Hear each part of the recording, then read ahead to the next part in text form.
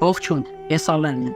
Ես սովորում եմ Արոնեզի միջնակարգ դպրոցում եւ հայ երգի ակումբների նախագծային աշխատանքի շրջաններում այսօր կխոսեմ Փաշուլ Ջիվանի մասին։ Ծնվել է Արևմտյան Հայաստանի Ալաշկերտի գավառի Չարկանա գյուղում։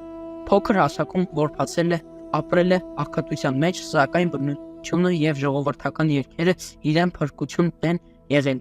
Հովության տարիներին սովորել է լսել բնության խոսք, որն արտացոլվել է նրա բանաստեղծություններում։ Օրինակ, ես այս սարերի հովիվն եմ եղել, քարերին եմ իմ սերը ասել։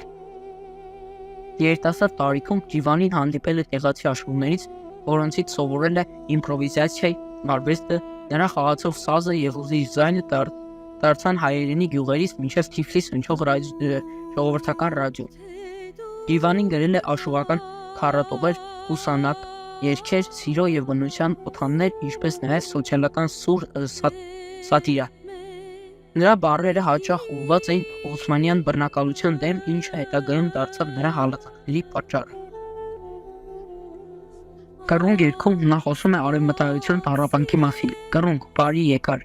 արի դու մի ասա, Մերանով Հայաստաններում ձերքն է հասա։ Սիրո եւ բնության լիրիկա։ Ծաղիկ բանաստեղծությունը ցույց է տալիս նրա նկանակությունը։ Ծաղիկ, դու փուշ ես դարել, ով քեզ այդպես խոցեց։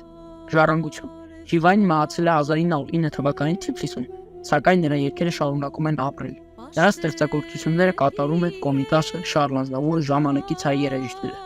Կռունկը դարձել է ցեղասպանության իշտարքի խորհրդանիշ։ Ջիվանին միայն աշխուժ չէ, նա հայ ժողովրդի ցավ ու հույսի թարգմանն է։ Եթե ցանկանում եք կարդալ նրա բանաստեղծությունները կամ լսել երգերը, կարող եմ առաջարկել հատուկ ընտրանիներ։